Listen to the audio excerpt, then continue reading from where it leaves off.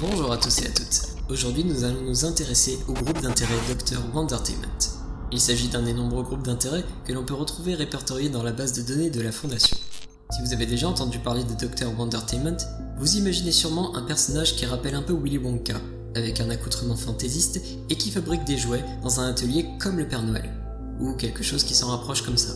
Mais n'oublions pas que Dr. Wondertainment est un groupe d'intérêt, et non pas un simple personnage.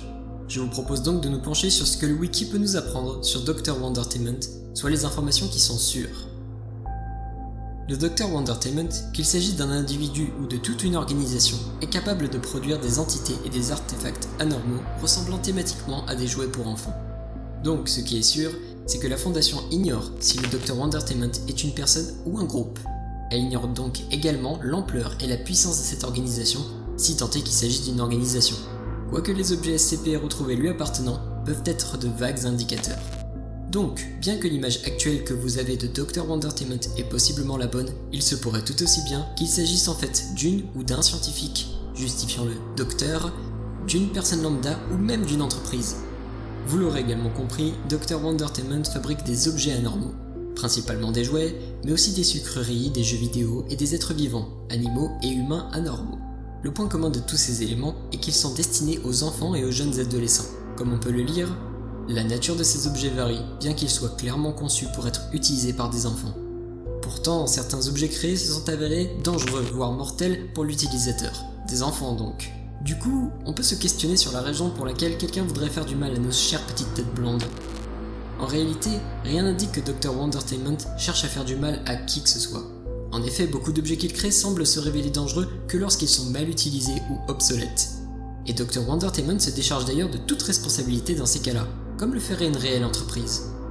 La suite du texte nous apprend aussi que le Dr. Wondertainment connaît la Fondation SCP. En effet, on peut lire, le Dr. Wondertainment a déjà ciblé les membres de la Fondation par le passé, et ses sentiments envers la Fondation semblent être ambigus. Est-ce qu'il aime la Fondation ou est-ce qu'il la déteste? Difficile d'en être sûr. Et à vrai dire, il n'y a pas de vraie réponse à cela. Tout ce que l'on peut faire, c'est se construire une image personnelle de Dr. Wondertainment pour interpréter ses actions. Ici, je vais donc vous présenter plusieurs facettes que pourrait avoir Dr. Wondertainment. Gardez à l'esprit qu'aucune n'est la vraie facette. C'est à vous de voir celle qui vous semble la plus probable. La première facette que l'on peut imaginer est celle d'une personne avec de bonnes intentions, qui utilise ses capacités à fabriquer de l'anormal pour créer des jouets extraordinaires et satisfaire les enfants, mais qui malheureusement ne prend pas assez de mesures de sécurité, soit parce qu'il trouve qu'elles sont ennuyeuses, soit parce qu'il est inconscient du danger. Quelqu'un qui joue avec le feu donc. Cette théorie pourrait être soutenue par SCP-1079, qui sont des boîtes de bonbons pouvant coûter la vie à quiconque en mangerait 4 ou plus à la fois. Il est certes écrit sur la boîte qu'il ne faut en prendre qu'un à la fois, mais il faut être bien fou pour imaginer que cela suffise.